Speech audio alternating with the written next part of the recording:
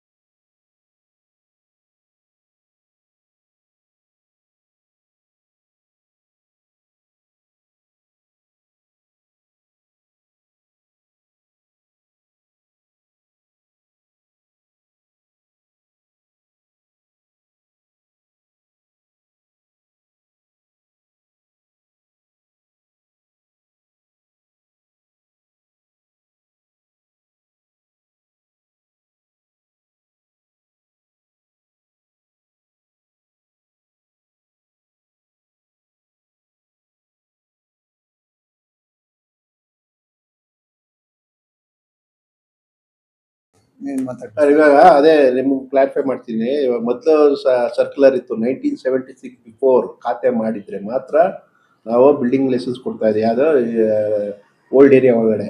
ಇವಾಗ ಅದು ಫ್ಲಾಶ್ ಆಯ್ತು. ಅದು ಇವಾಗ 2024 ಅದು 9ನೇ ತಿಂಗಳು ಅಲ್ಲಿವರೆಗೂ ಆಗಿರೋ ಅಂತ ಯಾವುದೇ ಆಗಲಿ ಬಿ ಖಾತೆ ಆಗಲಿ ಅನಾಥ ಎಲ್ಲರೂ ಬಂದು ಎ ಖಾತಾ ಮಾಡಿಸ್ಕೊಳ್ಳೋಕ್ಕೆ ಪ್ರಾವಿಷನ್ ಇದೆ. ಅವ್ರಿಗೆ 76 ನಾವು MAR ಇವಾಗ ಕೇಳ್ತಾ ಇದ್ದೀವಿ, ಇವಾಗ ಕೇಳಲ್ಲ ನಾವು.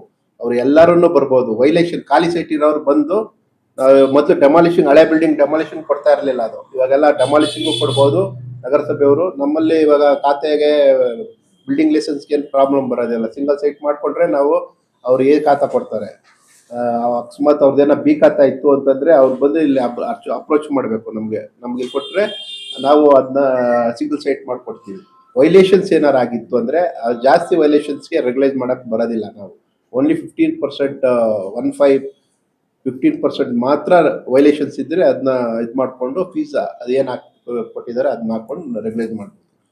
ಹಾಗಾಗಿ ಸರ್ಕಾರ ದಂಡ ಅಷ್ಟು ಜಾಸ್ತಿ ಅದು ಮಾಡ್ಕೊಳ್ಬೋದು. ಹಾಗಾಗಿ ಇವಾಗ ನಾವು ಕಮಿಷನರ್, ನಗರಸಭೆ ಕಮಿಷನರ್ ಮೂಲಕನೇ ಅವರು ಒಂದು ವಾರ್ಡ್ನಲ್ಲಿ ಅವ್ರದ್ದು ಇದೆಯಲ್ಲ ಟಿಪ್ಪರ್, ಅದು ಅನೌನ್ಸ್ಮೆಂಟ್ ಮಾಡಿಸ್ತೀವಿ ಸದ್ಯದಲ್ಲಿ. ಅದು ಮಾಡಿಸ್ತೇ ಜನಗಳಿಗೆ ಎಲ್ಲರಿಗೂ ಅವೇರ್ನೆಸ್ ಹೋಗಿ ಅವ್ರು ಯಾರ್ಯಾರು ಅನಧಿಕೃತವಾಗಿ ಕಟ್ಟಿದ್ದಾರೆ, ಅನಧಿಕೃತ ಲೇಔಟ್ನಲ್ಲಿ ಯಾವ ಕಟ್ಟಡ ಕಟ್ಬಿಟ್ಟಿರ್ತಾರೆ ವಿತೌಟ್ ಪರ್ಮಿಷನ್ ಅಂಥವರೆಲ್ಲ ಬಂದು ರೆಗ್ಯುಲೈಸ್ ಮಾಡಿಕೊಂಡ್ರೆ ಅವ್ರ ಪ್ರಾಪರ್ಟಿ ಸೇಫ್ ಇರ್ತೈತೆ. ಎ ಖಾತಾ ಮಾಡೋದ್ರಿಂದ ಅವ್ರದ್ದು ಸೇಫ್ ಪ್ರಾಪರ್ಟಿ. ಬಿ ಖಾತಾಗೆಲ್ಲ ಮೊದಲು ಅನ್ಅಥರೈಸ್ಡ್ ಅಂತ ಸುಮ್ಮನೆ ಟ್ಯಾಕ್ಸ್ ಪರ್ಪಸ್ಗೆ ಬಿ ಖಾತಾ ಮಾಡ್ಕೊಂಡಿದ್ರು. ಇವಾಗ ಅದನ್ನು ಸರ್ಕಾರ ಪ್ರಾವಿಷನ್ ಮಾಡಿಕೊಟ್ಟಿರೋದ್ರಿಂದ ಇವಾಗ ಅದನ್ನ ಬಂದು ನಮ್ಮ ನಗರಾಭಿವೃದ್ಧಿ ಪ್ರಾಧಿಕಾರದಲ್ಲಿ ಬಂದು ಅವ್ರು ಮಾಡಿಸ್ಕೊಳ್ಬೋದು.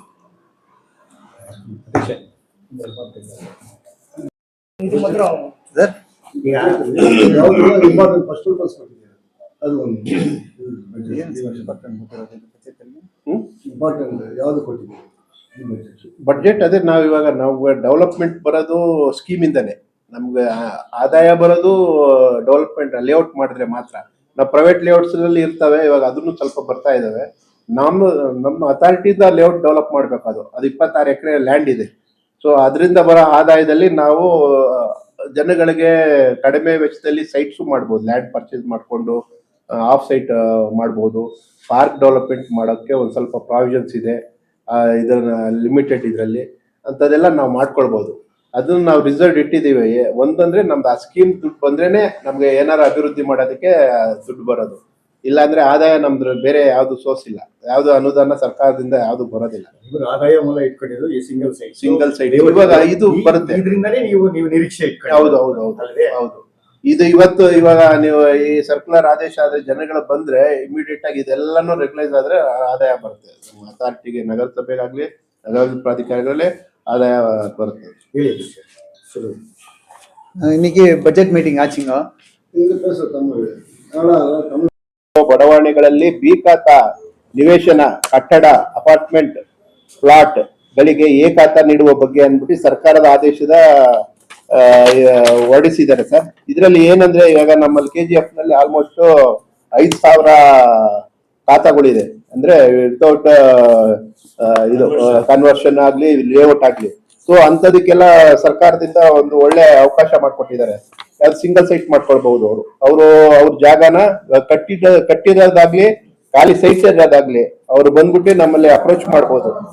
ಅವ್ರಿಗೆ ಎಷ್ಟೇ ಸೈಜ್ ವ್ಯತ್ಯಾಸ ಏನಿಲ್ಲ. ಅವ್ರಿಗೆ ಅಪ್ರೋಚ್ ರೋಡ್, ರಸ್ತೆ ಒಂದು ಎಷ್ಟು 10 ಅಡಿ 20 ಅಡಿ ಇರಿದ್ರು ಸಹ ಅವ್ರು ಬಂದು ಇದನ್ನ ಕನ್ವರ್ಷನ್ ಸಿಂಗಲ್ ಸೈಟ್ಗೆ ನಮ್ಮಲ್ಲಿ ಅರ್ಜಿ ಹಾಕ್ಬಿಟ್ಟು ಅದನ್ನ ರೆಗ್ಯುಲೈಸ್ ಮಾಡ್ಕೋಬಹುದು. ಅಕಸ್ಮಾತ್ ಕಟ್ಟಿರ್ತಾರೆ, ಕಟ್ಟಡವನ್ನು ಕಟ್ಟಿದ್ರೆ ಅವರು ಅದರಲ್ಲಿ 15% ಎಕ್ಸಂಪ್ಷನ್ಸ್ ಇದೆ ಅವರ ವೈಲೇಷನ್ಸ್ಗೆ, ಅದನ್ನ ರೆಗ್ಯುಲೈಸ್ ಮಾಡಬಹುದು ನಾವು. ಅದು ನಗರಸಭೆ ವ್ಯಾಪ್ತಿಯಲ್ಲಿ ನಮ್ 35 ವಾರ್ಡ್ ವ್ಯಾಪ್ತಿ ಏನಿದೆ, ವಾರ್ಡ್ಗಳಲ್ಲಿ ಅಲ್ಲೆಲ್ಲದಕ್ಕೂ ನಾವು ಕಮಿಷನರ್ ಮೂಲಕ ನಾವು ಒಂದು ಸಂದೇಶನ ಕಳಿಸ್ತೀವಿ ಸದ್ಯದಲ್ಲೇ.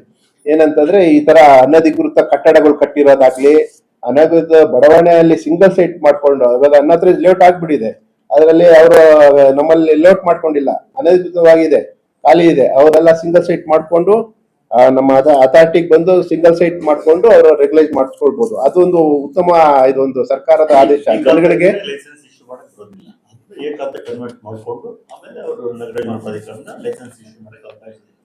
ಅದೊಂದು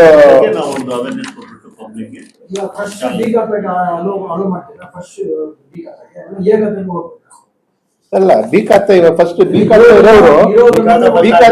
ಫಸ್ಟ್ ಅವ್ರು ಬಂದು ಅಪ್ರೂವಲ್ ಇದು ಮಾಡ್ಕೊಳ್ಬೇಕು. ಸಿಂಗಲ್ ಸೈಟ್ ನಮ್ಮ ಹತ್ರ ಮಾಡ್ಕೊಳ್ಬೇಕು. ಬಿ ಖಾತಾ ಅವ್ರು ಬಂದು ಸಿಂಗಲ್ ಸೈಟ್ಗೆ ನಮ್ಮ ಹತ್ರ ಬಂದ್ರೆ ನಾವು ರಸ್ತೆ ಅಪ್ರೋಚ್ ನೋಡಿ, ಸೈಟ್ ಡೈಮೆನ್ಷನ್ಸ್ ಎಲ್ಲ ನೋಡಿ ನಾವು ಒಂದು ಸಿಂಗಲ್ ಸೈಟ್ ಅಂತ ಅಪ್ರೂವಲ್ ಮಾಡ್ಕೊಟ್ರೆ ನಂತರ ಅವ್ರ ಕಾಗದ ತಗೊಂಡೋಗಿ ಬಿ ಖಾತಾ ಎ ಖಾತಾ ಮಾಡಕ್ಕೆ ಪ್ರಾಜೆಕ್ಟ್ ಸಿಗುತ್ತೆ. 15 ಅದು ಇನ್ನ ನಮ್ಗೆ ಆದೇಶ ಹೊರಡಿಸಿಲ್ಲ. ಅದು only 15% of violation of the building ವಿನಾಯಿತಿ. ಮೋರ್ ದನ್ ದಟ್ ನಾವು ಮಾಡಕ್ ಬರಲ್ಲ, ಚಾರ್ಜ್ ಮಾಡಕ್ಕೂ ಇನ್ನ ಅದು ಏನಿದ್ರು ಅಕ್ರಮ ಸಕ್ರಮ ಬರ್ತಾ ಇತ್ತು. ಇದು ಏನು ಗೈಡೆನ್ಸ್ ಇಲ್ಲ ನಮ್ಗೆ. 15% ಅಷ್ಟೇ, ಯಾವ್ದೇ ಆಗ್ಲಿ, ವಾಣಿಜ್ಯ, ಕೈಗಾರಿಕೆ, ವಸತಿ ಯಾವ್ದೇ ಇರ್ತೋ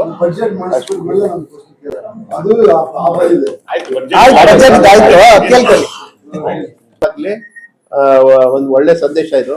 ಸಿಂಗಲ್ ಸೈಟ್ ಇಷ್ಟು ದಿನ ನಾವು ಪ್ರಯತ್ನ ಪಡ್ತಾ ಇದ್ವಿ, ಸರ್ಕಾರ ಒಳ್ಳೆ ಒಂದು ಆದೇಶ ಕೊಟ್ಟಿದೆ.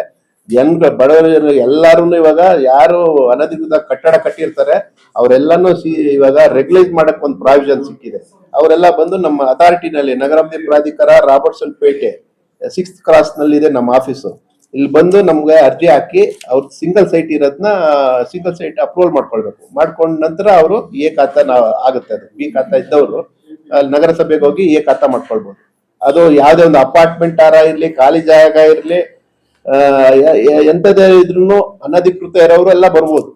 ಕನ್ವರ್ಷನ್ ಇವಾಗ ಒಂದು ಪ್ರಾವಿಷನ್ ಮಾಡ್ಕೊಟ್ಟಿದ್ದಾರೆ. ಕನ್ವರ್ಷನ್ ಏನಂತಂದ್ರೆ, ಇವಾಗ ಮೊದಲು ಎಲ್ಲ ನಮ್ಮ ಮಾಸ್ಟರ್ ಪ್ಲಾನ್ ಅಲ್ಲಿ ನಮ್ಮ ವ್ಯಾಪ್ತಿಯಲ್ಲಿ ಯಾವ್ದು ವಸತಿ ಇರುತ್ತೆ, ವಾಣಿಜ್ಯ ಇರುತ್ತೆ, ಕೈಗಾರಿಕೆ ಇರುತ್ತೆ, P&S ಆಗಿರ್ಲಿ, ಅಂತ ಉದ್ದೇಶಗಳಿದ್ರೆ ಕನ್ವರ್ಷನ್ ಅವಶ್ಯಕತೆ ಇಲ್ಲ.